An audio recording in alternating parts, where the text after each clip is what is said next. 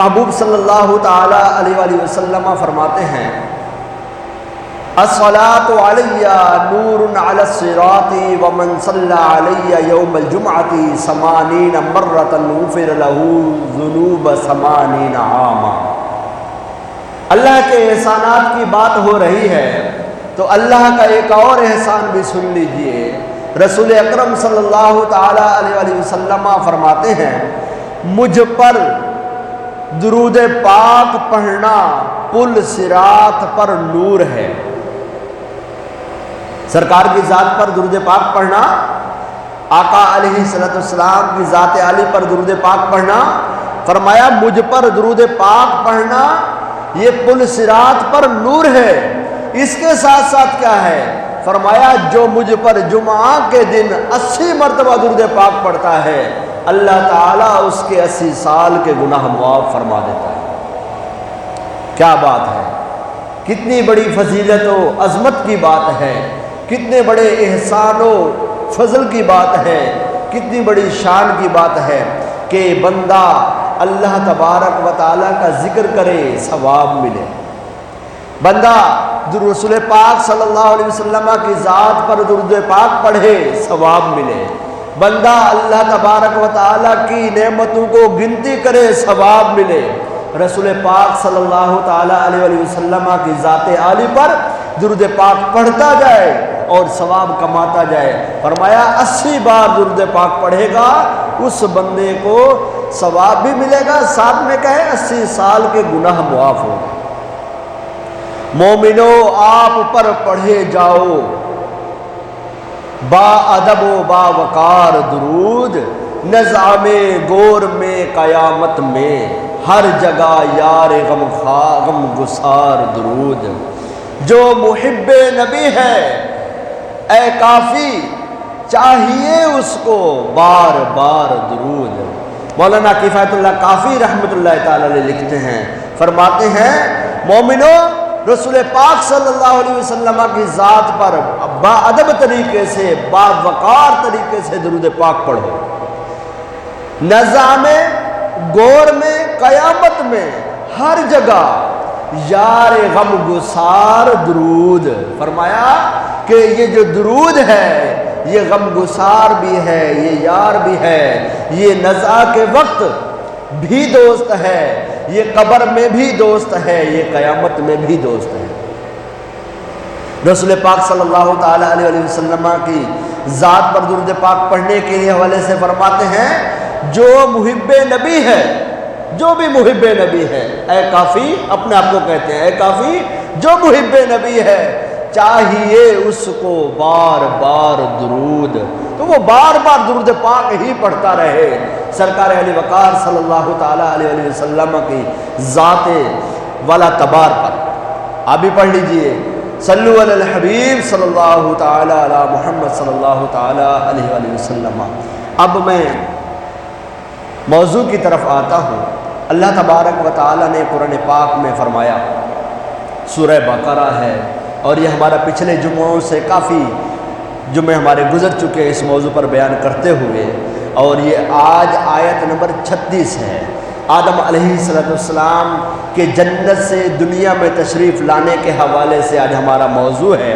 اللہ تبارک و تعالی فرماتا ہے وَقُلْنَا اهْبِطُوا بَعْضُكُمْ لِبَعْضٍ عَدُوٌّ، ہم نے کہا چلے جاؤ، ہم نے کہا چلے جاؤ، نکل جاؤ، بعضکم لبعض عدو، تمہارے بعض کے دشمن ہوں گے، وَلَكُمْ فِي الْأَرْضِ مُسْتَقَرٌّ، تمہارے لیے زمین میں کچھ وقت ٹھہرنا ہے، وَمَتَاعٌ إِلَىٰ حِينٍ، اور کچھ وقت کے لیے ساز و سامان ہے۔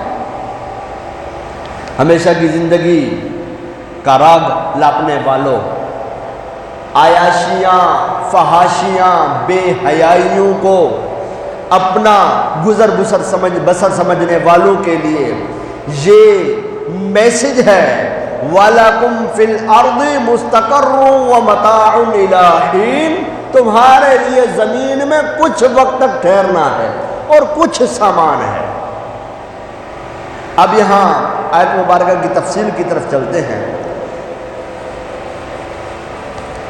ہم میں سے ہر ایک اس بات سے گزر چکا ہے کہ ہمارا کوئی نہ کوئی عزیز دنیا سے جا چکا ہے۔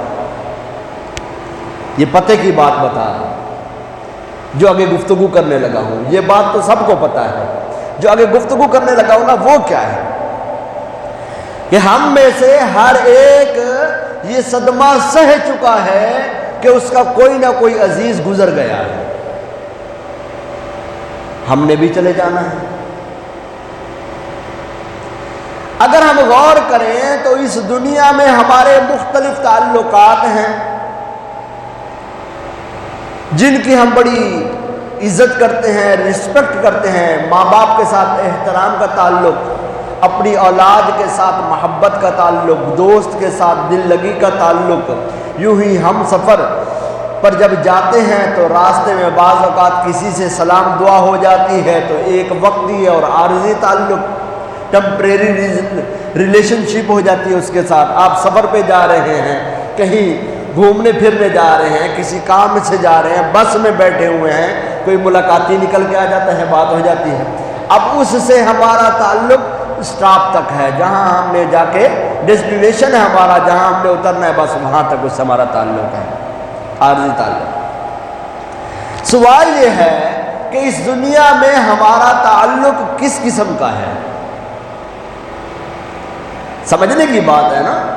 ماں باپ، پیرنٹس ریلیشن، والدین ہیں، اولاد ہے، محبت ہے، محبت کا تعلق ہے۔ آپ میں سے جو بھی بچوں والا ہے اپنے بچوں سے پیار کرتا ہوگا، گھر داخل ہوتا ہوگا تو بچوں سے پیار کرتا ہوگا، گھر سے نکلتا ہوگا تو پیار کر کے نکلتا ہوگا، یہ آپ کا محبت کا تعلق ہے۔ دوست ہیں، ان کے ساتھ آپ ہنسی مذاق کر لیتے ہو، یہ دل لگی کا تعلق ہے۔ دوست کو آپ نہ اپنی اولاد پر ترجیح دے سکتے ہو، نہ اپنے ماں باپ پر ترجیح دے سکتے ہو، نہ اپنے بہن بھائیوں پر ترجیح دے سکتے ہو، نہ اپنے بیوی بچوں پر ترجیح دے سکتے ہو۔ اس کے ساتھ آپ کا صرف دل لگی کا تعلق ہے کہ کچھ وقت آپ کا سپینڈ ہو جاتا ہے، آخر کار آپ کو اپنے گھر میں آنا ہے۔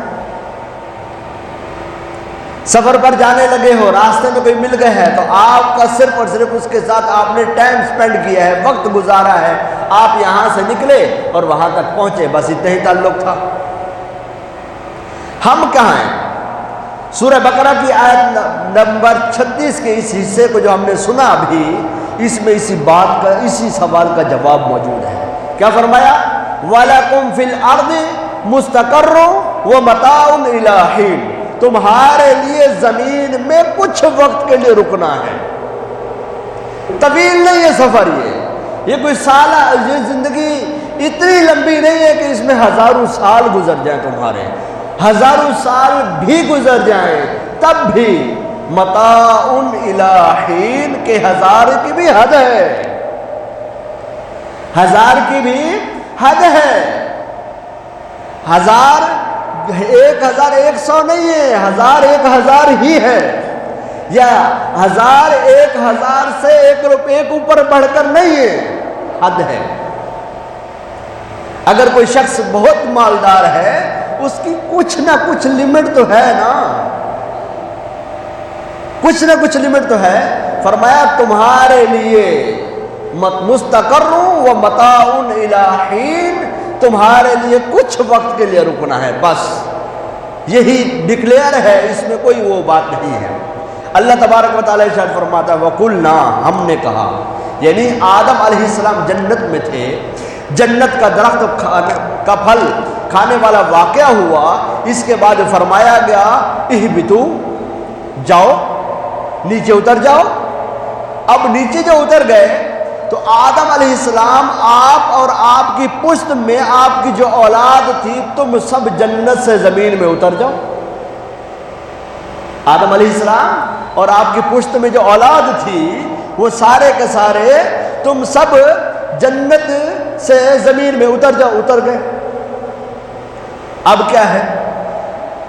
فرمایا بعضکم لبعض عدو، تمہارے بعض کے دشمن ہیں۔ بتا دیا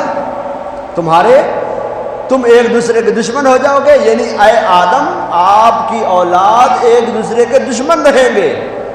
غیر مسلم مسلموں سے ہمیشہ دشمنی کریں گے، باطل اور غلط راستے والے کے مسافر ہمیشہ حق پرستوں کے ساتھ دشمنی کریں گے، اور دشمنی کی ابتدا حابیل و قابیل۔ وَلَكُمْ فِي الْأَرْضِ مُسْتَقَرٌّ وَمَتَاعٌ إِلَىٰ حِينٍ، بعد میں پہلے آ جاؤ، بَعْضُكُمْ لِبَعْضٍ عَدُوٌّ، تمہارے بعض کے دشمن ہوں گے۔ ہو گیا واقعہ، دشمنی سامنے آ گئی۔ مزید یہاں سمجھنے کی بات جو میں عرض کروں، گفتگو کو میں تھوڑا سا روک لیتا ہوں، یہاں ایک غلط فہمی ہے، میں پہلے بھی اس بات پر گفتگو کر چکا ہوں کہ کچھ بے وقوف اور بے باک قسم کے لوگ یہ کہتے سنائی دیتے ہیں کہ آدم علیہ السلام کی وجہ سے ہم کو جنت سے نکالا گیا، آدم علیہ السلام کی وجہ سے ہم کو جنت سے نکالا گیا، وہ اگر جنتی پھل نہ کھاتے ہم بھی وہیں پہ رہتے، ہم بھی وہیں پہ رہتے۔ یہ انتہائی چیپ بات ہے، گھٹیا بات ہے۔ کیوں؟ ان کو علم ہی نہیں ہے، ان کو اس چیز کا پتہ ہی نہیں ہے، نالج ہی نہیں ہے کس بات پر آدم علیہ السلام جنت میں گئے، اور جنت میں سے جو باہر آنے کا سبب ہے وہ کیا ہے، اور پھر واپسی کا سبب بھی بتا دیتے ہیں آپ کو۔ آدم علیہ السلام جنت سے زمین پر نہیں لے گئے، بلکہ ہم لوگ ہیں۔ کیا فرمایا؟ وَلَكُمْ بَعْضُكُمْ لِبَعْضٍ عَدُوٌّ، تمہارے بعض کے دشمن ہوں گے۔ یہ نہیں فرمایا کہ آدم تم اور تو حوا آپس میں دشمن ہوں گے۔ بَعْضُكُمْ لِبَعْضٍ عَدُوٌّ، تمہارے بعض کے دشمن ہیں، یعنی آدم علیہ السلام کے زمین پر لائے جانے کا جو ریزن ہے نا، جو سبب ہے، وہ ہم ہیں، وہ ہم لوگ ہیں۔ اب بھی جنتی ہیں آدم علیہ السلام، آپ سب کو پتہ ہے، قرآن و احادیث میں انبیاء کرام علیہ السلام کے حوالے سے واضح بیان ہوا، انبیاء قطعی یقینی جنتی ہیں، ایک لمحے کے لیے بھی وہ جہنمی نہیں ہے۔ ایک لمحہ تو کیا، ایک لمحے کے کروڑوں کیا اربویں حصے کے برابر بھی وہ جنت کے علاوہ نہیں ہے، جہنمی تو دور کی بات ہے۔ انبیاء جنتی ہیں، آپ ان انبیاء کی وجہ سے جنتی ہوں گے، انبیاء ہماری وجہ سے نہیں ہے جنتی، اللہ تبارک و تعالیٰ نے ان کو معصوم بنایا ہے۔ معصوم وہ کہ جس سے خطا کا صدور ہو ہی نہیں سکتا۔ اب آج اگلی بات پر، مسئلہ کیا ہے؟ مسئلہ یہ ہے کہ آدم علیہ السلام کی اولاد دو طرح کی ہوگی، ایک دیندار دوسرے بے دین، ایک جنتی تو دوسرے جہنمی۔ ان کی آپس میں ہمیشہ دشمنی تھی، لہذا اللہ پاک نے آپ کو جنت سے زمین پر بھیج دیا کہ اے آدم آپ زمین پر جائیے، آپ کی اولاد زمین پر رہے گی، ان میں ڈفرنس ہو جائے گا، ان میں فرق ہو جائے گا، تفریق ہو جائے گی۔ اب کیا ہوگا؟ اب ہوگا یہ کہ پھر قیامت کے دن جو جہنمی ہیں وہ جہنم میں چلے جائیں گے، جو جنتی ہیں وہ جنت میں چلے جائیں گے۔ عجیب سوال ہے، اور اس کا ایک عجیب وہ جواب بنتا ہے، بڑا مزیدار۔ اس بات کو سمجھنے کے لیے میں آپ کو ایک سوال اور اس کا جواب عرض کروں۔ حضرت سیدنا عبداللہ ابن عباس رضی اللہ تعالیٰ عنہ صحابی رسول ہیں، علم تفسیر کے بہت بڑے ماہر ہیں، ایکسپرٹ ہیں، آپ کو سلطان المفسرین بھی کہا جاتا ہے۔ اللہ تبارک و تعالیٰ کے محبوب نے آپ کے لیے علم تفسیر کی دعا مانگی۔ ایک مرتبہ روم کے بادشاہ نے ایک خط لکھا اور عجیب سوال پوچھا۔ اس نے لکھا، جس شخص کے ہاں مہمان آئے کیا اسے یہ مناسب ہے کہ وہ مہمان سے کہے گھر سے نکل جاؤ؟ سوال ہے، میں آپ کو بتا دوں گا یہ سوال کس طرح کا ہے۔ اس میں اشارہ تھا، کیا اشارہ تھا؟ کہ آدم علیہ السلام جنت میں گئے، اللہ کے مہمان تھے، اللہ نے فرما دیا نکل جاؤ جنت سے۔ یہی فرمایا نا، قُلْنَا اهْبِطُوا، اتر جاؤ یہاں سے، بَعْضُكُمْ لِبَعْضٍ عَدُوٌّ، تو وہ تو بعد میں ہے نا، قلنا اہبطوا چلے جاؤ یہاں سے، اتر جاؤ. تو وہ کہہ رہا ہے کہ کیا ایسا صحیح ہے، یہ صحیح بات ہے؟ آپ نے اس کا جواب دیا اور بڑا ہی پیارا جواب دیا. فرمایا آپ نے اسے جو جواب میں لکھا وہ کیا ہے کہ مہمان کو گھر سے نکالنا تو مناسب نہیں ہے. مہمان کو گھر سے نکالنا تو مناسب نہیں ہے. جب مہمان آتا ہے تو اسے کیا کہا جاتا ہے؟ آپ آئے ہو، تھکے ہوئے ہو، جوتے اتار دیجئے، لباس تبدیل کر لیجئے، نہا دھو لیجئے، فریش ہو جائیے، پھر بات کرتے ہیں. جائیے غسل خانے میں، نہا دھو لیجئے، جائیے پاؤں دھو لیجئے، صاف ستھرے ہو جائیے، پھر آ جائیے، بیٹھ جائیے. ایسا تو نہیں ہے کہ جیسے آپ کے گھر میں کوئی مہمان آتا ہے آپ کہتے ہیں آپ ہمارے مہمان جوتوں سمیت، چپلوں سمیت، پورے کے پورے مٹی سے اٹے ہوئے تشریف لائیے اور ہمارے گھر کا جو بہترین بیڈ ہے اس پہ بیٹھ جائیے کیونکہ آپ ہمارے مہمان ہو. ایسا کوئی کہتا ہے؟ آپ نے اسے جواب دیا. فرمایا جب مہمان آتے ہیں تو اسے یہی کہا جاتا ہے کہ آپ سفر کا لباس اتاریے، فریش ہو جائیے، ہاتھ منہ دھو لیجئے اور بیت الخلاء سے اگر ہونا ہے تو ہو لیجئے، پھر اطمینان کے ساتھ دسترخوان پہ بیٹھیے، کھانا وانا کھائیے، فریش ہو جائیے، پھر باتیں کرتے رہیں گے. یہی کہا جاتا ہے نا. آپ نے فرمایا اللہ تبارک و تعالی نے جنت سے آدم علیہ السلام کو اتارنا بھی اسی حیثیت سے تھا کہ اے آدم آپ جنتی ہیں، آپ کے لیے ہی جنت ہے، ہم نے آپ کے لیے بنائی ہے. اپنے سب سے برگزیدہ تو انبیاء ہیں جو اس جنت کے وارث ہیں، لیکن آپ کے ساتھ آپ کی اچھی اور بری اولاد بھی ہے. دنیا میں تشریف لے جائیے، ان کی پیدائش ہوگی، ان کے ساتھ جو اچھے ہوں گے وہ آپ کے ساتھ جنت میں آ جائیں گے، جو گندے ہوں گے وہ وہی رہ جائیں گے. جو گندے ہوں گے وہ جہنم میں چلے جائیں گے. تو آدم علیہ السلام کو اللہ تبارک و تعالی نے دنیا میں جو بھیجا وہ اس لیے بھیجا کہ آپ جائیے، فریش ہو کے آ جائیے، اچھی اولاد ساتھ لائیے، گندی وہی چھوڑ کے آئیے. ان کے لیے ہم نے ٹھکانہ بنایا ہوا ہے، ان کے لیے وقودها الناس والحجارہ، ان کے لیے جہنم کا ایندھن، وہ جہنم کا ایندھن ہے اور وہ جہنم کا ایسا ایندھن ہے کہ وہ وہاں پر پتھر بھی ہیں اور لوگ بھی ہیں، تو وہ وہی جائیں گے. آپ کی جو اولاد اچھی ہے وہ آ جائے گی. آپ کی اولاد میں جناب محمد مصطفیٰ بھی ہیں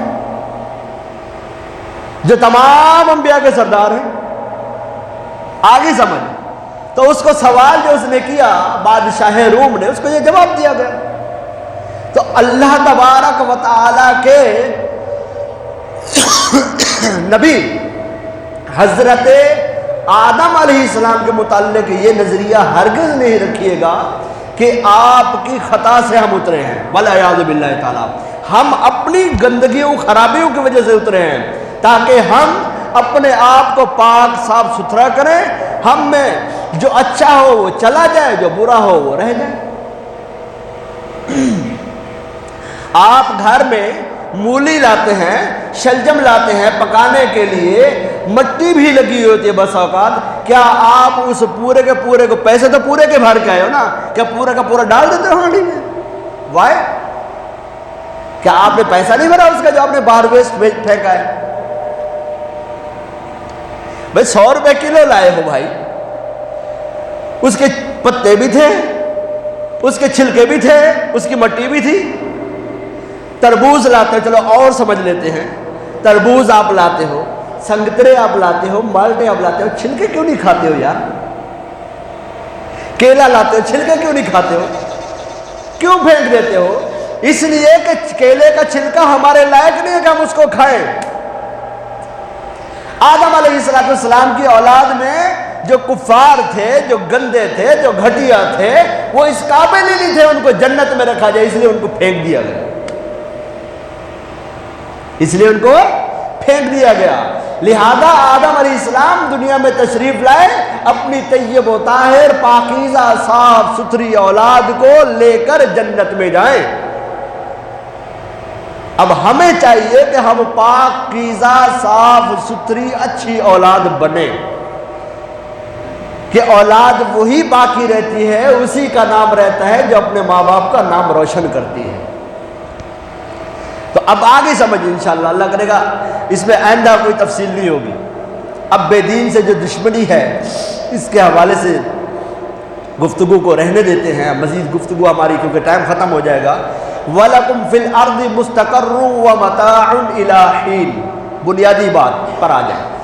تمہارے لیے جنت میں کیا ہے؟ ایک خاص وقت تک ٹھکانہ ہے اور زندگی گزارنے کا سامان ہے۔ وَمَتَاعٌ إِلَىٰ حِينٍ، ایک تو ٹھہرنا، دوسرا متاع۔ تمہارے لیے زمین میں ایک ٹھہرنا ہے، دوسرا سامان ہے، لیکن کب تک ہے؟ إِلَىٰ حِينٍ، کچھ وقت تک ہے بس۔ ہم 100 سال کے ہو جائیں یا 1000 سال کے ہو جائیں، آخر کار ہم نے بھی اپنے آباء و اجداد کی طرح اس دنیا سے جانا ہے۔ جیسے ہمارے باپ دادا چلے گئے، ہمارے نانا پر نانا چلے گئے، ہمارے دادا پر دادا لکڑ دادا چلے گئے، آپ کہیں میرے تو پردادا بھی زندہ ہے، تو ان کے ابو کہاں ہیں؟ چلے گئے۔ کیوں گئے؟ اسی وجہ سے گئے۔ یہ بیان ہے، اللہ تبارک و تعالی نے بیان کر دیا ہے، ریزننگ دے دی ہے کہ تمہیں زمین پہ اسی لیے بھیجا گیا ہے۔ وَمَا خَلَقْتُ الْجِنَّ وَالْإِنسَ إِلَّا لِيَعْبُدُونَ، میں نے جن و انسان کو اسی لیے پیدا کیا ہے کہ وہ میری عبادت کریں۔ اب میں کہوں کہ جناب میں جو ہے دنیا میں آیا ہوں بزنس مین بننے کے لیے، جب تک میرے پاس اپنے چارٹرڈ طیارے نہیں ہوں گے، جب تک میرے پاس اپنی فیریاں ویریاں نہیں ہوں گی، میرے پاس اپنا بینک بیلنس نہیں ہوگا، میرے اپنے کچھ بلینز آف ڈالرز نہیں ہوں گے، تو پھر تب تک تو میں جو ہے نا وہ بے مزہ سی زندگی ہے۔ دنیا میں آئے کمانے کے لیے تھے، وہی نہیں کما سکے، غریب پیدا ہو گئے، غریب کے گھر میں پیدا ہو گئے، ابا نے بھی کچھ نہیں کمایا۔ بھائی صاحب آپ اس گھر سے آئے ہی نہیں ہو، آپ اس گھر سے آئے نہیں ہو۔ آپ کا کمانا ٹھیک ہے، اللہ تبارک و تعالی نے جب منع نہیں کیا تو مولوی صاحب کون ہوتے ہیں منع کرنے والے؟ آپ خوب کمائیے، مولوی صاحب آپ کو منع نہیں کریں گے، رج کے کمائیے، حلال کا کمائیے۔ بس ایک بات آپ کو مولوی صاحب کہیں گے کہ حلال کا کمانا ہے، رج کے کماؤ۔ آپ کے پاس بلین آف ڈالر کیوں، آپ کے پاس ٹریلینز آف ڈالر ہونے چاہیے۔ حلال کہو کماؤ، بلین کیا ہوتے ہیں؟ ہمارے صحابہ کرام علیہ رضوان تھے، ان کی جو جائیدادیں تھیں، ان کی جائیدادوں کا، ان کے مال کا، ایک صحابی کے بارے میں ہم نے صبح تفسیر میں بیان کیا کچھ دن پہلے، اللہ تبارک و تعالی نے ان کو اتنا مال دیا تھا کہ ان کے وفات کے بعد سونے کو تقسیم کرنے کے لیے کلہاڑے سے کاٹا گیا تھا نا، کچھ کلہاڑوں سے کاٹا گیا، اس کو تقسیم کیا گیا، 900 ہزار اونٹ ساز و سامان سے لدے ہوئے مسلمانوں میں تقسیم کر دیتے تھے نا مال ان کے پاس۔ تو مال جمع کرنا کس نے منع کیا آپ کو؟ بنیادی مقصد پر آ جائیں، مال کمائیں، سب کچھ کریں، لیکن اس بات کو ذہن میں رکھیں، وَلَكُمْ فِي الْأَرْضِ مُسْتَقَرٌّ وَمَتَاعٌ إِلَىٰ حِينٍ، تمہارے لیے زمین میں کچھ وقت کے لیے ٹھہرنا ہے اور کچھ وقت کے لیے سامان ہے، بس۔ آپ خوب کمائیں، کسی نے منع نہیں کیا۔ اللہ کی عبادت کو اپنے اوپر لازم کر لیں، نماز اپنے 5 وقت کی پڑھ لیں، اس میں کسی قسم کی سستی نہ ہو۔ اللہ کی عبادت کا جب اذان آئے آپ کو فوراً مسجد میں پہنچنا ہے، اس میں کسی قسم کا کوئی کمپرومائز نہیں ہونا چاہیے۔ جتنا بھی بڑا بزنس ہے بھائی، ہمیں یہ بات سننے کو ملتی ہے، لوگ کہتے ہیں جناب اصل میں وہ کاروبار میں ہوتی ہے نا، مصروفیت ہوتی ہے نا، اسی لیے آپ زیادہ کماتے ہیں یا بینک مالکان زیادہ کماتے ہیں؟ ان کی تو خواہش یہ ہونی چاہیے نا کہ سنڈے کو بھی چھٹی نہ ہو، لیکن چھٹی ہوتی ہے۔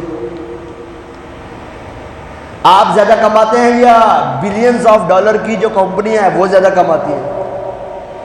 ان کے سی ای اوز، ان کے آنرز وہ چھٹی کرتے ہیں، کیا وہ اس ٹائم کو، اگر ایک کمپنی کا مالک ہے سال میں 53 آپ 54 جناب مثال ایگزامپل لے لیں، آپ 54 سنڈیز آ گئے، 54 دن اس کے کٹ گئے، 50 لگا لیں، 50 دن اس کے کٹے سال کے، 10 سال میں اس کے کتنے دن کٹ گئے؟ 500 دن۔ اس نے 500 دن بزنس نہیں کیا ہے، اس کا نقصان زیادہ ہے یا آپ کو نقصان زیادہ ہے؟ اپنی ذات کے لیے وہ چھٹی کر رہے ہیں ریلیکس ہونے کے لیے، ویک اپ لینے کے لیے، آپ اللہ کی عبادت کے لیے کیوں نہیں چھٹی کر سکتے؟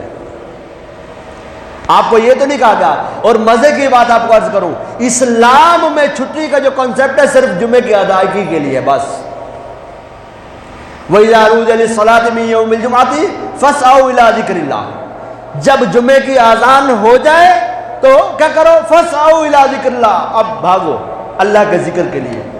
وَإِذَا قُضِيَتِ الصَّلَاةُ، جب نماز ادا ہو جائے، فَانْتَشِرُوا فِي الْأَرْضِ وَابْتَغُوا مِنْ فَضْلِ اللَّهِ، اب زمین میں پھیل جاؤ اور اللہ کا فضل تلاش کرو۔ اسلام میں چھٹی یہ ہے کہ آپ کو جمعے کے لیے آنا ہے، کاروبار ٹھپ کر کے بند کر کے، اور اس کے بعد کیا کرنا ہے؟ ادائیگی ہوگی، جائیے کاروبار کھول لیجیے۔ اسلام میں کانسیپٹ یہ ہے۔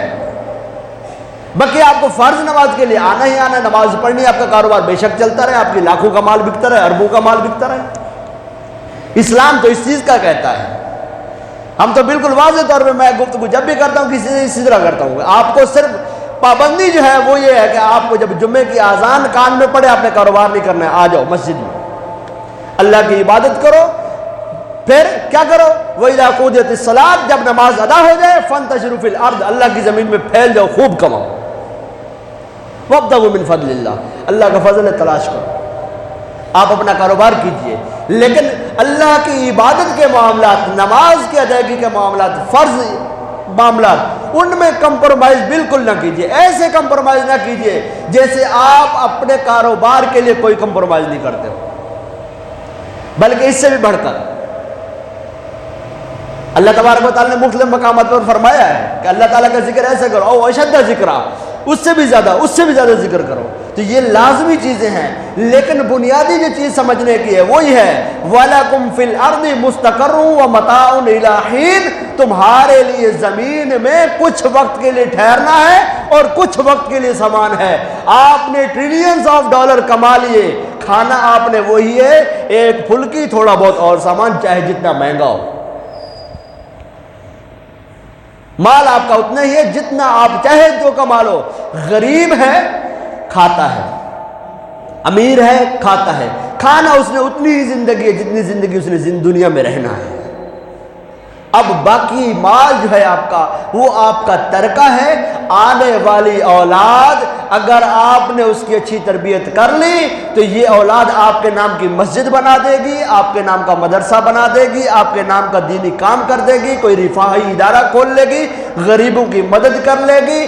اگر آپ نے صرف مال جمع کیا، تربیت نہ کی، تو یہ جو شراب خانے چل رہے ہیں، یہ جو کنیسوں چل رہے ہیں، یہ جو زناکاریاں ہو رہی ہیں، یہ جو آپ کے جو عجیب و غریب قسم کے دنیا میں ماحول بنے ہوئے ہیں، یہ جتنے بھی عیاشی و فحاشی کے معاملات ہیں، یہ تبھی ہیں والدین نے مال تو کمایا، اولاد جو اصل مال تھا اس کو بنایا ہی نہیں،